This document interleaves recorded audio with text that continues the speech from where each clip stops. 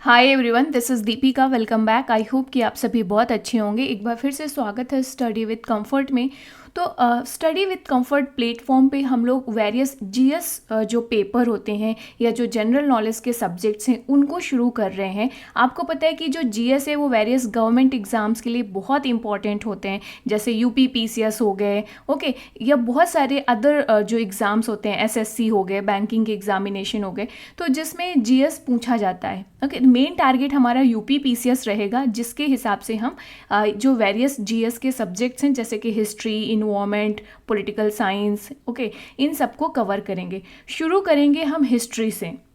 तो आपको पता है कि हिस्ट्री एक one of the most important subject है वेरियस गवर्नमेंट एग्जाम्स के लिए। जब हम यूपी पीसीएस की बात करते हैं तो हिस्ट्री से बहुत सारे क्वेश्चन हमारे यूपी पीसीएस के एग्जामिनेशन में आते हैं। ओके, तो अगर हम इंडियन हिस्ट्री की बात करें, इसमें बहुत ही वास्ट सब्जेक्ट है, हम सभी को पता है, कोई छोटा मोटा सिलेबस नहीं है इंडियन हिस्ट्री का।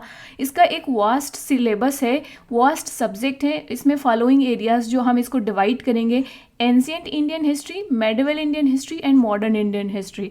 आज का लेक्चर हम शुरू कर रहे हैं एंशिएंट इंडियन हिस्ट्री के कुछ टॉपिक्स के साथ में। देन हम मेडिवल इंडियन हिस्ट्री कवर करेंगे, then modern Indian history cover करेंगे। प्रीवियस ईयर्स के क्वेश्चंस जहां पॉसिबल हो पाएगा मैं कोशिश करूंगी उसको इंक्लूड करने की। दो हमारा जो फोकस रहेगा वो रहेगा टॉपिक को कवर करने के लिए, कॉम्प्रीहेंसिव, जिसमें कि अगर उस टॉपिक से कोई क्वेश्चन पूछा जाए तो वो आपका कवर हो जाए। ओके, तो अगर हम जब हिस्ट्री की बात करते हैं तो जो हम एंशिएंट इंडियन हिस्ट्री को कवर कर रहे हैं अगर इस सीरीज़ में, तो एंशिएंट इंडियन हिस्ट्री में कुछ इम्पॉर्टेंट टॉपिक्स हैं जिनसे क्वेश्चन पूछे जाते हैं, जैसे कि pre historic India. Pre historic India में जैसे palaeolithic age, mesolithic age, neolithic age, जो स्टोन एज है बेसिकली, उसमें से क्वेश्चन पूछे जाते हैं। देन कॉपर एज हो गया, आयरन एज हो गई, इनमें से क्वेश्चन पूछे जाते हैं। Indus valley civilisation most important topic है एंशिएंट इंडियन हिस्ट्री का, जिसमें से क्वेश्चन पूछे जाते हैं। देन वैदिक इंडिया, जिसमें हमारे 4 वेदांस हो गए, उपनिषद हो गए, और जो 2 एपिक्स हैं महाभारत एंड रामायण हो गए, और भी बहुत सारे जो एंशिएंट टेक्स्ट हैं जिनसे क्वेश्चन पूछे जाते हैं, उनके ऑथर्स के बारे में, उस टेक्स्ट के स्पेशल कैरेक्टरिस्टिक्स के बारे में क्वेश्चन पूछे जाते हैं। देन महाजनपदास, इसमें से जो 16 महाजनपदास थे इसमें से क्वेश्चन पूछे जाते हैं। बुद्धिज़्म एंड जैनिज़्म और इनसे रिलेटेड टॉपिक्स पर भी बहुत सारे क्वेश्चंस पूछे जाते हैं। इस दौरान जो डायनेस्टीज़ थी, जो कल्चर डेवलप हुआ, उसमें से बहुत सारे क्वेश्चन पूछे जाते हैं। देन मौर्यन एम्पायर, इनका एडमिनिस्ट्रेटिव स्ट्रक्चर्स, रूलर्स कौन थे, लिगेसी क्या थे, उनके इम्पॉर्टेंट वर्क क्या क्या थे, बैटल्स क्या क्या हुई थी, राइट, कौन कौन से बिल्डिंग्स हैं, स्ट्रक्चर्स डेवलप किए गए थे, यहाँ से क्वेश्चन पूछे जाते हैं। Then Gupta empire and rulers and legacy को कवर करेंगे। ओके, देन इसके बाद से post Gupta empire, post Mauryan empire, इन सब को भी डिस्कस करेंगे, जहाँ से अभी हाल ही में देखा गया है कि बहुत सारे क्वेश्चंस आते हैं। सेंट्रल एशिया से इन्वेजन्स को लेकर बहुत सारे क्वेश्चंस आते हैं। देन इसके बाद से साउथ इंडिया के जो किंगडम्स हैं, साउथ इंडिया की जो डायनेस्टीज़ हैं, स्टेट्स हैं, उनके रूलर्स और वहाँ की जो लेगेसी हो गई, वो बहुत इंपॉर्टेंट है हमारे एंशिएंट इंडियन हिस्ट्री में। तो ये मेजर टॉपिक हैं, ओके, ब्रॉड टॉपिक हैं जिनको कैटेगराइज कर सकते हो under the ancient Indian history.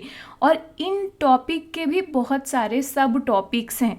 अगर हम यहाँ पे सब टॉपिक कवर करने मतलब इंक्लूड करने बैठेंगे तो बहुत टफ होगा, आप कंफ्यूज होगे, बट ऐसा नहीं होगा कि हम उन टॉपिक को कवर नहीं करेंगे, राइट। सारे जो माइनर टॉपिक्स हैं इवन मैं उनको भी इंक्लूड करने की कोशिश करूँगी अपने इस लेक्चर्स पे।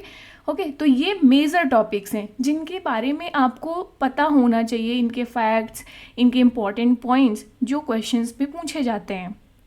ओके, तो अगर इस तरीके से आप सिलेबस को डिकोड कर लेते हो, सिलेबस को बहुत अच्छे से समझ लेते हो, आपको एक आइडिया लग जाता है, क्लैरिटी आ जाती है कि भाई एंशिएंट इंडियन हिस्ट्री में आपको क्या क्या पढ़ना है। ओके, तो एंशिएंट इंडियन हिस्ट्री में मेरा मतलब ये रहता है फोकस कि आप जब पढ़ाई कर रहे हो, जब प्रिपरेशन कर रहे हो, कभी भी बुक वाइज नहीं जाना चाहिए, हमें टॉपिक वाइज जाना चाहिए, राइट। कि जैसे हमारे जो एग्ज़ाम के सिलेबस में मेंशन है इंडियन हिस्ट्री, उसमें से एंशिएंट इंडिया एक ब्रॉड कैटेगरी हो गई और एंशिएंट इंडिया के मेजर टॉपिक्स क्या हैं। तो इस तरीके से अगर आप टॉपिक वाइज कवर करते हो तो आपका सिलेबस जल्दी कवर होता है और आप फेमिलियर हो जाते हो उस सब्जेक्ट के साथ में जहाँ से मेजर क्वेश्चंस पूछे जाते हैं।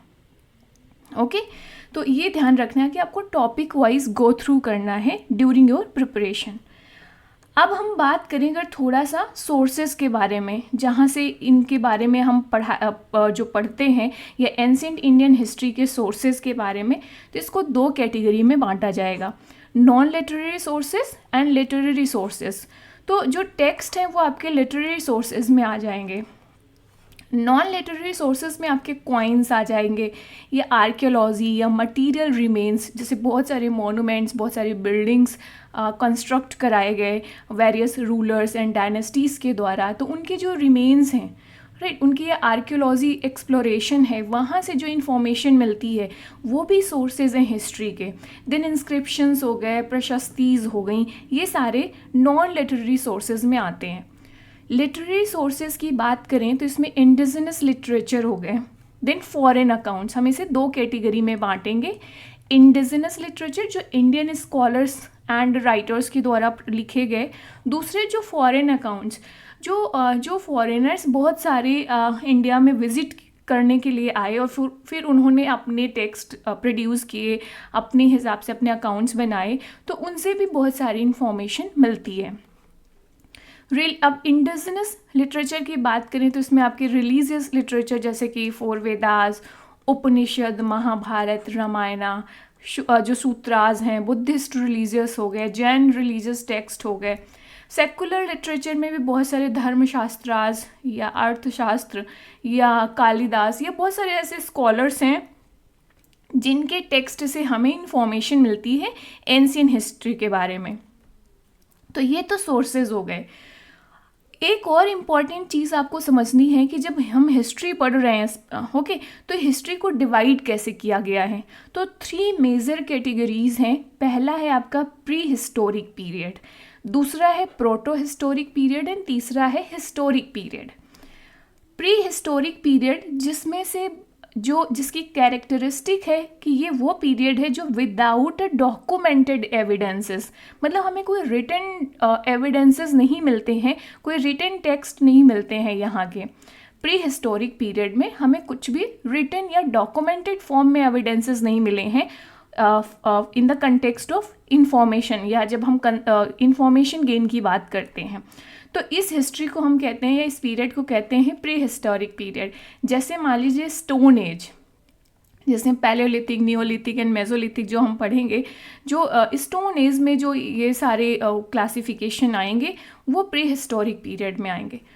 प्रोटो हिस्टोरिक पीरियड वो पीरियड है जहाँ पर हमें कुछ shreds of evidences of script मिलते हैं, राइट, डॉक्यूमेंटेड या रिटन जिसे हम बात कर रहे हैं एविडेंसेस की, लेकिन उन्हें डेसिफर्ड नहीं किया गया, अभी तक पढ़ा नहीं जा सका। ओके, तो ये प्रोटो हिस्टोरिक पीरियड में ये इसको क्लासिफाई किया गया है। जैसे कि इंडस वैली सिविलाइजेशन, जैसे बहुत सारे सिंबल्स मिलते हैं, बहुत सारे और जो स्क्रिप्ट ऑफ एविडेंसेस मिलते हैं, लेकिन उन्हें प्रॉपरली अभी तक डेसिफर्ड नहीं किया गया। कॉपर एज हो गया जैसे। देन हिस्टोरिक पीरियड, तो हिस्टोरिक पीरियड वो है जहाँ से हमें डॉक्यूमेंटेड डिस्क्रिप्शंस मिलते हैं अबाउट द हिस्ट्री और जहाँ से हम एविडेंसेस या सोर्सेज ऑफ इंफॉर्मेशन बन जाते हैं। तो इस पीरियड में जैसे मान लीजिए वैदिक कल्चर, तो हमारे जो 4 वेदास हैं they are written in a documented form और वहाँ से हमें रिटन इंफॉर्मेशन या डॉक्यूमेंटेड इंफॉर्मेशन मिलती है अबाउट द हिस्ट्री। ओके, तो ये 3 मेजर क्लासिफिकेशन भी आपको देखने को मिलेगा जब आप कोई बुक पढ़ेंगे, तो उसमें ये सारे टर्म्स मेंशन होंगे। तो ये आपको एक आइडिया होना चाहिए कि क्या है। जब हम पढ़ रहे हैं हिस्ट्री तो हम क्यों ना प्रॉपर वे पे पढ़ें ताकि आपको इधर उधर भटकना ना पड़े। हम इसे एग्ज़ाम ओरिएंटेड करेंगे नो डाउट, लेकिन एक बेसिक बैकग्राउंड या क्लैरिटी होना ज़रूरी है जिससे कि आपको प्रॉपर हिस्ट्री के सब्जेक्ट की नॉलेज हो। ओके, तो हम शुरुआत करेंगे प्री हिस्टोरिक पीरियड से। Pre historic age in India जिसे बेसिकली 5 मेजर पीरियड्स पे डिवाइड किया गया है। ओके, तो pre historic age in India, जिसमें कोई हमें राइटिंग्स नहीं मिलती है, विदाउट अ डॉक्यूमेंटेड एविडेंस, हमने ऑलरेडी अभी देखा। तो इसमें इंपॉर्टेंट टॉपिक्स हमें क्या पढ़ना है, जो प्री हिस्टोरिक एज है एक इम्पॉर्टेंट मेजर टॉपिक है under the ancient Indian history, right. और जो ये एंशिएंट इंडियन हिस्ट्री का इम्पॉर्टेंट टॉपिक है प्री हिस्टोरिक एज, इसमें जो क्लासिफिकेशन किया गया है डिफरेंट एजेस का या डिफरेंट पीरियड्स का, ये किस बेसिस पे डिवाइड किया गया है, on the basis of different periods according to the tools used by the people then. तो इन पीरियड से जो पीपल बिलोंग करते थे वो डिफरेंट टाइप ऑफ टूल्स का इस्तेमाल करते थे, और किस तरीके के टूल्स का इस्तेमाल किस एज में होता था, इसको बेस बनाकर ये डिवीज़न किया गया है या क्लासिफिकेशन किया गया है। अभी हम इसको डिटेल में पढ़ेंगे कि पैलेलिथिक पीरियड में किस तरीके के टूल्स का यूज़ किया जाता था, फिर मेसोलिथिक पीरियड में किस तरीके के टूल्स थे। ओके, तो 5 मेजर कैटेगरीज हैं। पैलियोलिथिक पीरियड, जिसे हम ओल्ड स्टोन एज कहते हैं, इसे फर्दर 3 कैटेगरीज में बांटा जाएगा। हम उसे अभी डिटेल में पढ़ेंगे, अभी नहीं मैं बताऊंगी, नहीं तो आप कंफ्यूज हो जाओगे। Then mesolithic period, late stone age, neolithic period, new stone age, then chalcolithic period या स्टोन कॉपर एज या आयरन एज। ये 5 पीरियड हो गए आपके, किसके अंदर आते हैं, pre historic age in India के तहत आते हैं ये। और इनका क्लासिफिकेशन किसके आधार पर किया गया है कि किस तरीके के टूल्स का यूज़ किया गया लोगों के द्वारा। अब हम पहला पढ़ेंगे stone age, old stone age basically, right, जिसमें हम पैलियोलिथिक एज पढ़ेंगे, पहला क्लासिफिकेशन दिस पैलियोलिथिक। तो ये हम करेंगे सेकेंड वीडियो में, सेकेंड लेक्चर में, पार्ट 2 पे। तो इस तरीके से हम कई सारे पार्ट्स बनाएंगे और छोटे छोटे वीडियोस बनाएंगे विद द क्लैरिटी, और टारगेटेड हमारा फोकस्ड लेक्चर्स रहेंगे ताकि आपको कन्फ्यूज़न ना हो। तो नेक्स्ट जो पार्ट आएगा उसमें आएगा आपका स्टोन एज, जिसमें हम पैलियोलिथिक एज पढ़ेंगे या ओल्ड स्टोन एज पढ़ेंगे, और इसके तीनों क्लासिफिकेशन पढ़ेंगे कि what is lower palaeolithic age, what is middle palaeolithic age and what is upper palaeolithic as.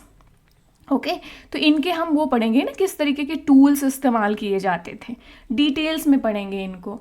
So this is all for today guys, and I hope कि आपको एंशिएंट इंडियन हिस्ट्री के जो मेजर टॉपिक्स हैं वो इस session में पता चल गया होगा। जो मेरा मेन टारगेट था आपको फेमिलियर कराना उन मेजर टॉपिक से जो एंशिएंट इंडियन हिस्ट्री में एग्ज़ाम पॉइंट ऑफ व्यू से इम्पॉर्टेंट है। और हमने ये भी डिस्कस किया कि किस तरीके से हिस्ट्री का डिवीज़न किया गया है, स्पेशली एंशिएंट इंडियन हिस्ट्री का, और किस तरीके से हम इसकी शुरुआत कर रहे हैं। Okay, so this is all for today. Thanks for watching. See you in the next lecture. Bye bye. Take care. Keep learning. Keep exploring.